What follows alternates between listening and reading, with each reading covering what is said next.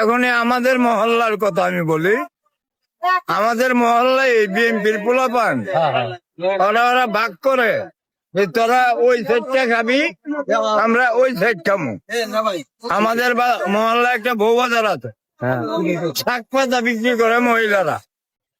ওরা আগে আওয়ামী লীগ ক্ষমতা থাকতে চাঁদা দিত 50 টাকা, আর এখন বিএনপির পোলাপানে চাঁদা নেয় 100 টাকা।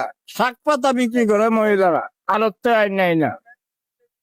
ওরা চাঁদা নেয় আবার বইলা যায়, কারো কাছে গেলাম বলবি না যে আমরা যে টাকা নিছি। কেউ জিগাইলে কবি যে না আমরা কোনো টাকা পয়সা দেই না, এটা বইলেও না, আবার এটা বইলা টাকা নিয়ে যায়। আর মহিলাকে জিজ্ঞেস করলে বলে আমরা টাকা পয়সা দেই না, কিন্তু টাকা অরিজিনালি ওরা নিয়ে যায়। এই কারণে বিএনপি থেকে আমার মন উঠে গেছে। এই কারণে নিয়োগ করছি বর্তমানে জামাতে ইসলামরে ভোট দিব। ধন্যবাদ। আমার 19টা ভোট আছে, আমি 19টা ভোটই আমার জামাতে ইসলামরে দিব। আমার ভোট লাগে যদি সুস্থ অবাধ নির্বাচন হয়।